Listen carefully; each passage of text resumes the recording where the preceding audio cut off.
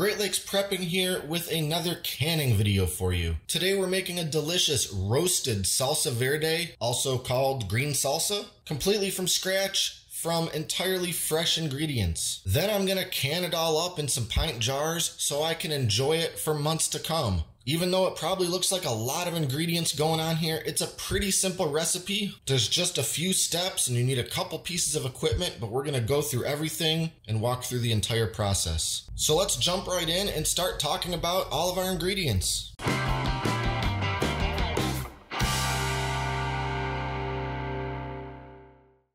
Now the main ingredient of salsa verde and the thing that sets it entirely apart from all of the traditional salsas that you're familiar with is that it does not use tomato, but rather tomatillo. Tomatillo is an odd little fruit that is sort of reminiscent of a tomato, but it grows in this sort of flexible green husk. And the first thing we have to do is peel these off and get rid of them. What we're left with is this little fruit, kind of looks like a green tomato, but it's the absolute cornerstone of any green salsa or salsa verde. After that, we've got some more traditional salsa ingredients that I'm sure you recognize. For this, we're using white onion, though something like a yellow onion or a Spanish onion would work fine. Then we've got some lime juice, some fresh cilantro, salt, black pepper, some garlic, and of course some peppers. Now I'm aiming for a medium salsa, maybe a little on the high end of medium. So for this, I've got 3 pretty big jalapeños and 2 serrano peppers. Like with any salsa, you can fine tune the peppers to the amount of heat that you like or the flavor of peppers that you like. Ordinarily, I would just go with some jalapeños, but this year the jalapeños I've been getting are a little on the weak side, so I decided to kick it up a notch with a couple of serranos. Also a very common pepper to find in salsas of all types. So the first thing I need to do is stand here and remove all of these husks from all of these tomatillos. The husks will go in the composter, and the tomatillos will be our delicious salsa.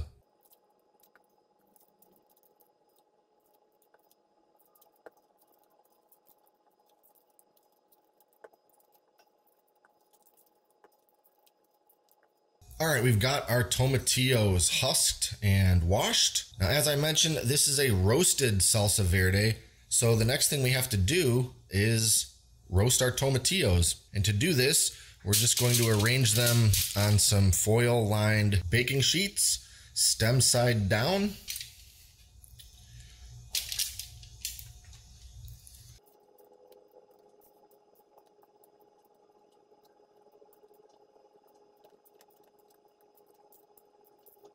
Now, if I didn't already mention it, we're using about 8 pounds of tomatillos, and that's the weight from the store before they've been husked. So that's quite a bit of tomatillos, and we're aiming for about 6 pints of salsa when we're finished. So this right here is only about half of the tomatillos. I'll get the other ones laid out, and then we'll pick it up. All right, and while we're roasting the tomatillo, we're also gonna roast the onions, garlic, and peppers. Now for the onions, we're just gonna peel them and cut them into 1/8.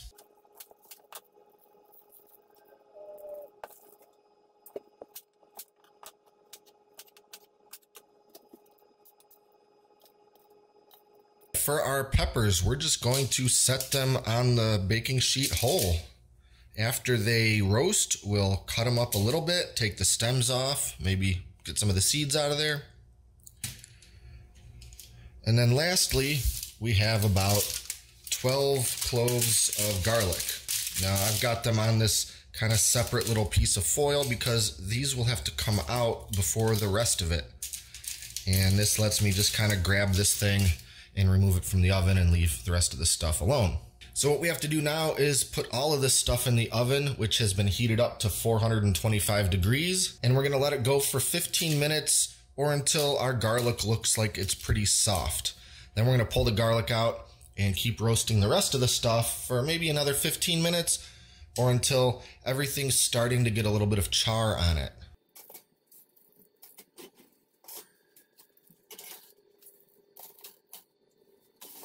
And while our vegetables are roasting, we'll cut up some of our fresh cilantro. What we want is about 1/2 cup of coarsely chopped cilantro.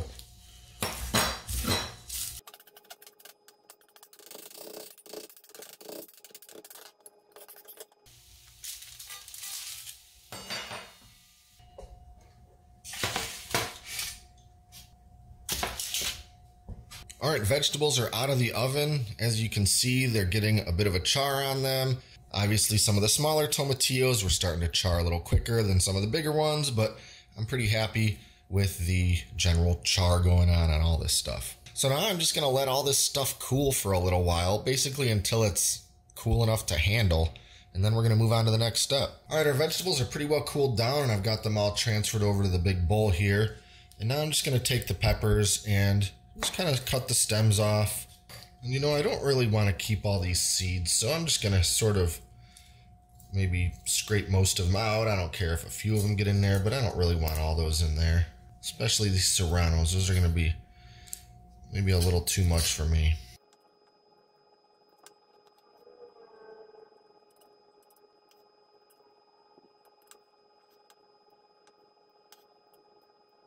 Now it's time to just start putting all of our roasted vegetables into the food processor and giving them a bit of a puree.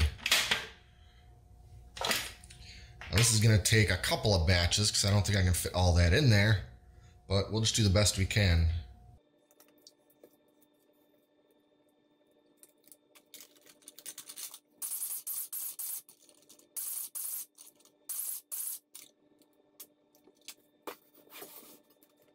And then it's all just going into our large stock pot.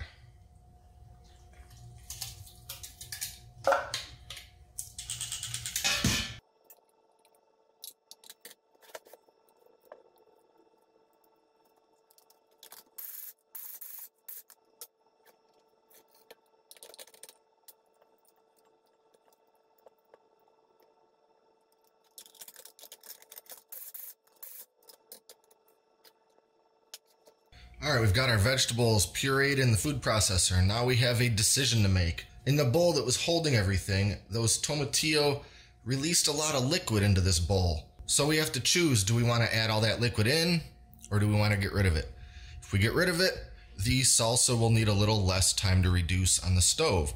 But I look at that juice as flavor. Just look at the color of it. So me personally, I want to add that back in, and I'm okay with it if it means that I have to let this sit on the stove a little while longer to reduce. Okay, we've got the pot over on the stove and the heat's on, and we're going to bring this up to a simmer. And while that's happening, I'll add in the other ingredients. So that's half a cup of lime juice, half a cup of coarsely chopped cilantro, 2 teaspoons kosher salt, and 1 teaspoon black pepper. Now we're just gonna let this come up to a simmer and simmer for a little while. Not too long though. This salsa isn't especially thin, even when I did pour that extra liquid in there. So we don't want this a whole lot thicker than this. So mostly we're just gonna cook it, let it simmer maybe 10 minutes. Then it's time to can.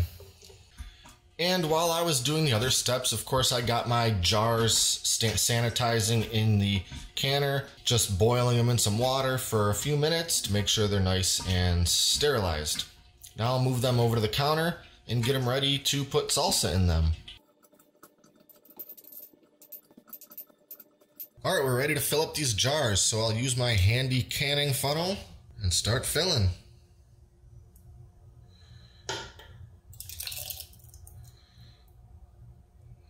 Now what we want is to end up with a 1/2 inch of headspace.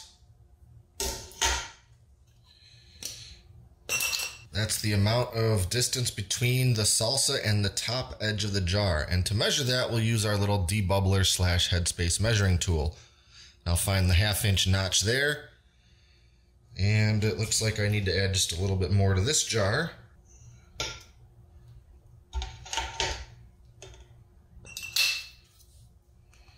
And that looks pretty good. So I'll just do that for the other remaining jars.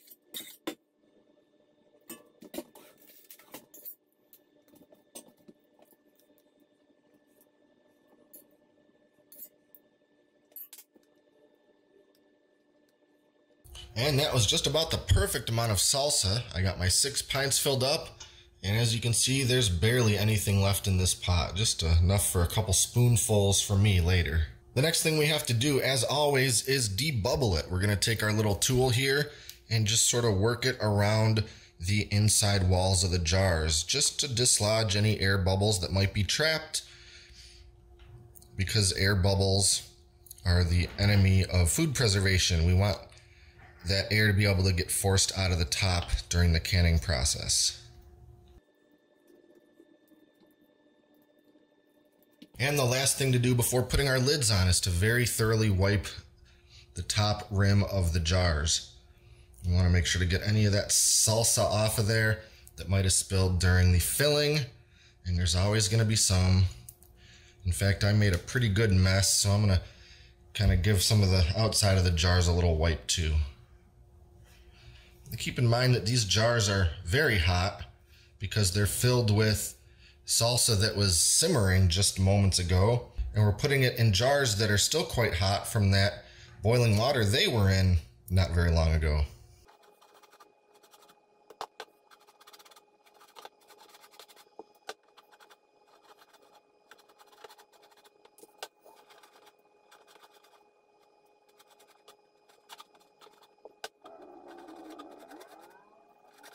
All right, now we'll put on the lids that, of course, have also been cleaned.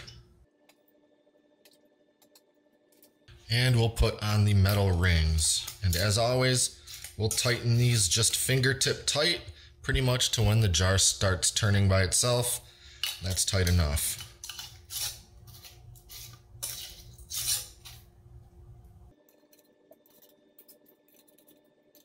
Now it's time to go in the canner. All right, using the jar lifter tool, we'll put each jar into the canner.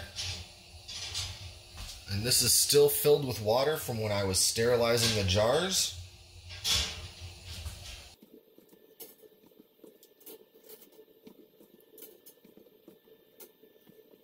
I've got the heat turned on high, and I need to start to let this come up to boil, and I'm going to sort of use the spoon handle to measure how much clearance I have with that water level. And what I'm looking for is to have 1 to 2 inches of water above the top of the jars. And it looks like I'm right in there at maybe an inch, inch and a half, so I'm happy with that. I don't need to add any more water. And now I'll just go ahead and put the lid on, and we have to wait for this whole thing to come up to a rolling boil. Once it's up to that full boil, that's when the processing time has started. Now for this salsa in these pint jars, the processing time is 20 minutes. That means we need it at that full rolling boil for a full 20 minutes. So we'll pick it back up when this starts getting to that full boil. Okay, here we are at a rolling boil, and now I'm gonna set my timer for 20 minutes. All right, 20 minutes is up and the processing has completed. Now I'll let these jars sit here with the heat off for just a few minutes to give them a chance to just begin to cool down a little bit before bringing them out into the room temperature air.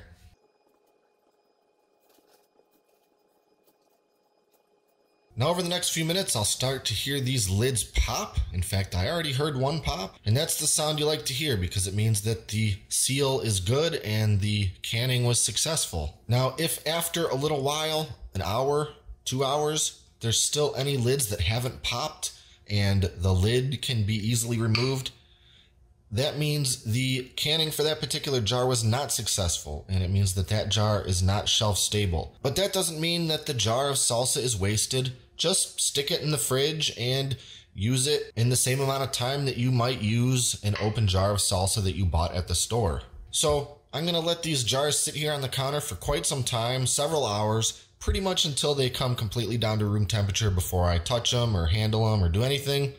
Then of course I'll take the rings off, and then they're ready to store or use or give to friends or whatever I want. If you're a salsa fan and you've never tried Salsa Verde, you really should give it a shot. The Tomatillo bring a really unique flavor to it that's quite a bit tangier than an ordinary tomato salsa. Eat it with regular tortilla chips, or use it to make classic green enchiladas, for which Salsa Verde is the key ingredient. Personally, this is my favorite way to eat it. So that's it for now. Be sure to like and subscribe to stay up to date with all our latest stuff. Thanks for watching, and until next time, this is Great Lakes Prepping.